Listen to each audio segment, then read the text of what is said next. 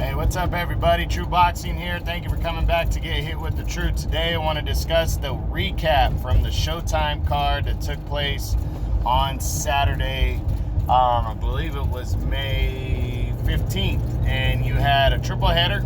We had Xavier Martinez on the undercard, took on veteran Juan Carlos Burgos, and he had again against a tough veteran. Martinez showed that he could go 12 rounds. It's, he struggled a little bit, but he outworked the veteran and stayed undefeated and got a decision. And, we'll see what comes next for Xavier Martinez. I don't believe he's a top 10 guy yet.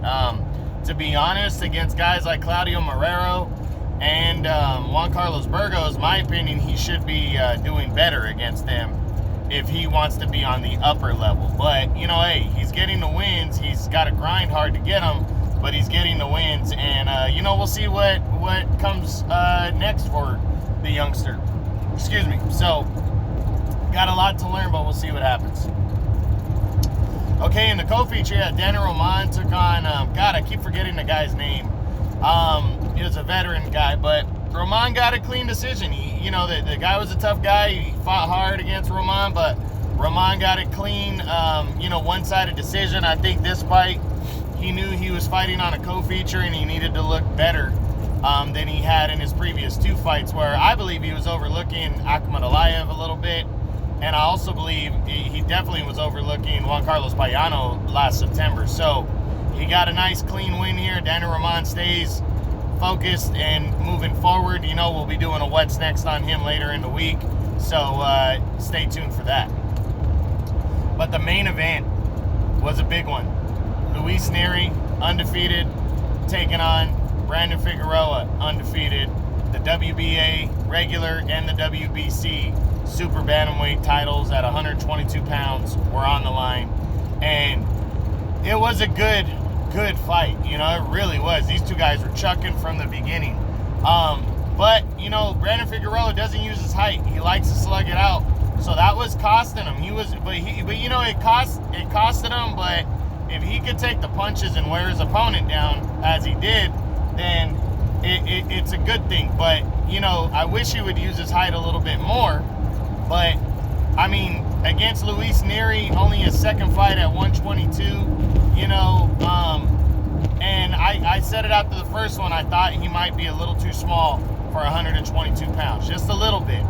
At least against a guy like Figueroa, who we know eventually is moving up to featherweight. He's a big guy, so for that weight. So Figueroa came in disciplined, and he just kept coming forward. But Nery was landing in my opinion, he was landing the more solid shots the first half of the fight. Overall, I thought he was landing the more solid shots, but Figueroa kept hitting to the body. He was kind of hitting from everywhere, and his punches were a little more looping punches, but they were effective. They were grinding. They were pressing Nery. Nery was having to move and keep Figueroa off of him, and he was landing good shots, but he wasn't hurting Brandon Figueroa. Figueroa was straight beast mode coming forward, and he landed a wicked body shot to the solar plex that really, really shook Nery. It took a second for it to set in. The announcers were dead on with the analogy to that of when Hopkins landed the punch on De La Hoya when they fought back in the day, and it took a couple seconds for that punch to sink in and him to feel it, and once he felt it, he just went down. So, Luis Nery showed a lot of heart. He fought as hard as he could, but, it looks like he's a little too small, at least for Brandon Figueroa, and Brandon Figueroa gets the biggest victory of his career, a huge win. He's now the undefeated WBC and WBA regular champion at 122, so he's moving up big time with that win, and it looks like he's on a collision course with Stephen Fulton Jr., but we'll see what happens. But Luis Nery, nothing to hang his head about. He fought hard. He was in that fight. It's just tough to hold on with a big guy like that, and that body shot was wicked. So, congratulations to Brandon Figueroa. Luis Nery showed a lot of heart, and, we'll do the what's next on both those guys. Nery's still going to be in my top 10. Brandon Figueroa definitely is skyrocketing up the rankings, and we'll let you know where I think he finishes. I actually, I'll just tell you now, I pretty much have Figueroa at number 2.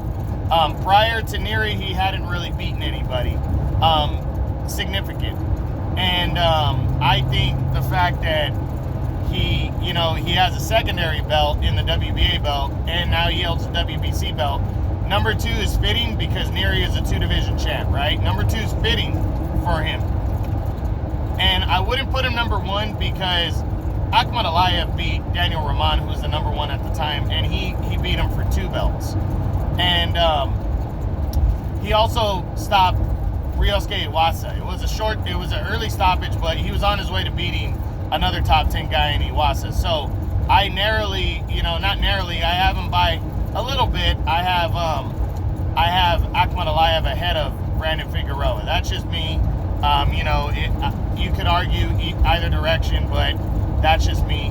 But yeah, I mean, it is somewhat close, but for me, it's Akhmad Aliyev. I still think he deserves to be a little bit ahead of Brandon Figueroa. But that's it, guys. That's the Showtime recap. I will discuss the what's next on Figueroa, Nery, and Daniel Rahman. I'll do 3 different videos on them later on in the week.